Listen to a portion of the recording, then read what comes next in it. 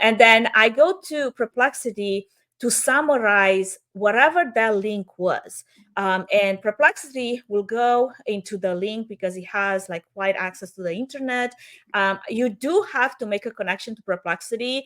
And if you're not familiar with API, this is where connecting your personal API to a tool like Make is important. Now, does that cost money? Sure, you can drop $5 in there for the ability to use the API, but that $5, I promise you, will last a very long time.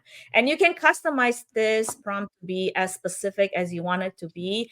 And I usually give it a template because I wanted to write it in a specific way.